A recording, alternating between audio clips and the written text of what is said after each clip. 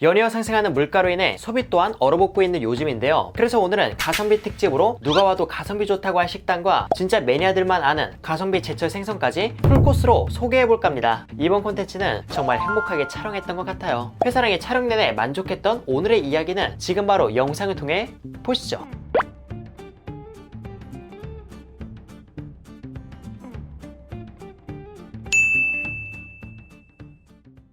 오늘 제가 찾아온 곳은 경상남도 창원시입니다. 창원은 직장인분들이 업무차 종종 오는 곳이기도 한데요. 제가 이번에 소개할 곳은 이런 창원 시내가 아닌 창원으로 통합된 마산과 진해에 위치해 있습니다. 저는 그 중에서 가성비 식당에 있는 마산으로 먼저 가볼 예정이고요. 그럼 바로 보도록 하겠습니다. 그래서 제가 찾아온 곳은 마산 하포구 부림시장 인근에 위치한 고가네라는 횟집이에요. 이곳은 2대째 이어져 오는 식당으로 늘 붐비는 곳이라고 합니다. 그래서 오픈 시간에 가지 않으면 기다려야 할 수도 있다는 얘기가 있어서 오후 5시에 딱 맞춰서 갔는데 오후 5시 30분 오픈이라고 하더라고요. 인터넷에는 오후 5시라고 적혀있는데 저처럼 이곳에 찾아오게 된다면 오픈 시간 및 휴무일까지 확인 후 방문하는 걸 추천드립니다. 저는 시간이 나와서 잠깐 산책을 했는데요. 근대 역사를 테마로 한 골목부터 예술가들이 모인 골목까지 고관의 인근 거리에 볼거리가 은근 많아 남는 시간을 보내는 건 그렇게 어려운 일은 아니었습니다. 선선한 요즘에 다니기 좋더라고요. 아무튼 가볍게 구경을 마치고 온 저는 오픈 시간에 맞춰 식당에 들어갔습니다. 식당 내부는 바 자리를 포함해 테이블이 몇 개 있었고요. 한쪽에는 관상어를 키울 법한 작은 수조에 횟감으로 예정된 쥐치와 보리새우 등을 볼 수 있었습니다. 이곳은 사전에 알아본 바로는 수조에 물고기를 두고 화로를 떠주는 게 아닌 숙성을 해서 내어준다고 하더라고요. 아마 쥐치는 간을 내어주기 위해 다음과 같이 약식으로 수주를 둔 게 아닐까 싶었습니다. 그리고 오픈하자마자 들어가서인지 사장님께서 화이트보드에 무언가를 적고 계셨는데요. 슬쩍 보니까 오늘의 메뉴를 적는 것 같았습니다. 식당 벽면에 메뉴가 있기는 하지만 매일마다 들어오는 해산물이 다르다 보니 제철 해산물 전용 메뉴를 따로 두고 이렇게 매번 새로 적는 것 같더라고요. 그렇게 따끈따끈하게 적힌 메뉴를 보았는데 생각 이상으로 다채로운 편이었습니다. 그래서 저는 가성비 좋은 메뉴를 비롯해 매력적이라고 할 수 있는 메뉴 몇 가지를 주문해보았어요. 잠시 후 기본찬으로 양배추 샐러드와 배추 겉절이, 어묵탕이 제공되었습니다. 그 맛은 특별할 것 없이 그저 심심한 입을 달래기 좋은 정도였으며 이렇게 찬을 먹으며 시간을 보내다 보니 드디어 첫 번째 음식이 나왔어요. 바로 초밥. 이곳의 대표 메뉴이며 가격은 초밥 13개에 만원입니다. 지금까지 저렴하고 가성비 좋은 초밥집을 많이 찾아다녔지만 첫인상으로 보았을 때 이곳의 가성비는 세 손가락 안에 들지 않을까 싶더라고요. 회도 큼지막하고 밥의 양도 적당하고 무엇보다 만원에 13개인데 모두 생선의 초밥이라는 점에서 가성비 하나만큼은 좋다고 보았습니다. 초밥의 구성은 경상도에서 흔히 밀치라고 부르는 표준명 가숭어와 자연산 대광어 이렇게 두 종류인데요. 초밥의 가짓수가 많은 건 아니지만 그건 전혀 문제될 게 없어 보였습니다. 그렇다면 이렇게 나온 초밥은 하나씩 맛보도록 할게요. 우선 첫 번째로는 광어초밥. 자연산 대광어 초밥을 간장에 찍어서 먹어보았는데요. 광어는 부드러움과 약간의 탱글함이 있는 정도로 숙성이 되었다는 게 느껴졌습니다. 그리고 밥은 새콤달콤한 편으로 대중적이라고 생각했으며 밥의 질 또한 좋은 편이라고 생각했고요. 개당 약 760원꼴의 초밥에서 느끼기 힘든 퀄리티로 만족스러웠지만 그래도 아쉬운 점을 하나 고르자면 이날 밥이 약간 설익었다는 점, 이 정도가 될 것 같습니다. 동네 초밥, 마트 초밥과 같이 새콤달콤한 간을 선호하신다면 이곳의 초밥을 드셔보시는 것도 괜찮을 것 같네요. 그리고 다음으로 먹을 건 밀치초밥.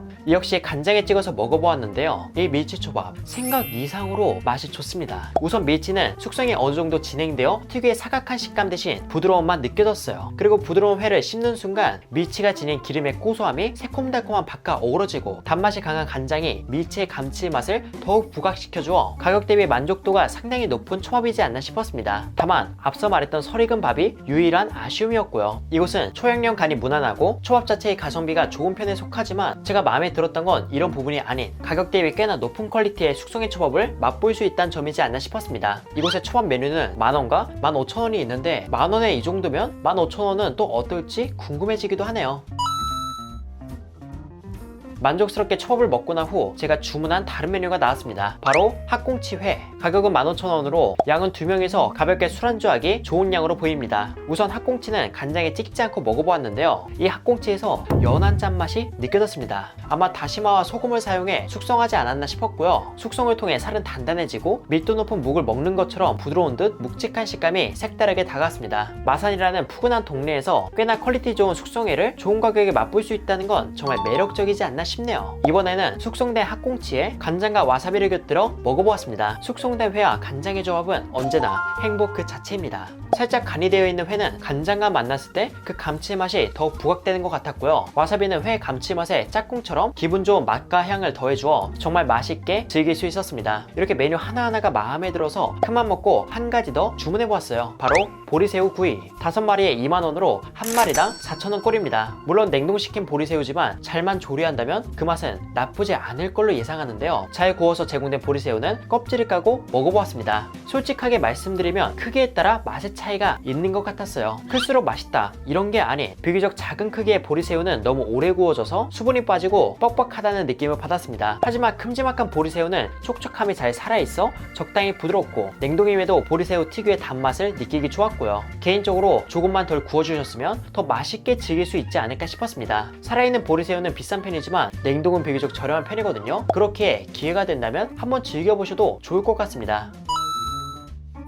이렇게 해서 저는 고가네라는 오래된 횟집에서 맛있게 식사를 했는데요. 식사를 하고 느낀 건 단순히 한 자리를 오래 지킨 게 아닌 세월만큼 맛도 좋은 곳이지 않나 싶었습니다. 다만 한 자리를 오래 지킨 만큼 동네 분들이 편하게 즐기러 오는 곳이다 보니 다소 시끌벅적한 분위기에 사람이 많은 땐 주문이 늦어지고 주문 순서에 있어 간혹 실수가 있다는 후기를 보았을 땐 이 식당에 대해서 약간의 호불호가 있지 않을까 싶었어요. 저의 경우 방문했을 때 분위기와 서비스 둘 다 괜찮았으며 가성비와 맛도 좋아 개인적으로 정말 행복한 촬영이었습니다. 이렇게 식사를 마치고 나오면 또 달달한 게 끌리잖아요. 그래서 이번엔 마산에서 제일 오래된 빵집에 찾아가 보았습니다. 그곳은 바로 고가나에서 도보로 4분 거리에 위치한 고려당이라는 곳이에요. 이곳은 1959년에 오픈했으며 청춘 남녀들이 미팅하던 장소이자 현재는 추억이 깃든 곳이라고 합니다. 고려당이 위치한 이 부근이 추억과 역사 등 다양한 테마의 거리가 있어 우리가 몰랐던 관광지로서도 매력적인 것 같더라고요. 아무튼 저는 이곳의 다양한 빵을 여러가지 구매해 먹어보았는데 전체적으로 빵이 많이 달지 않고 깔끔한 게 제 입에는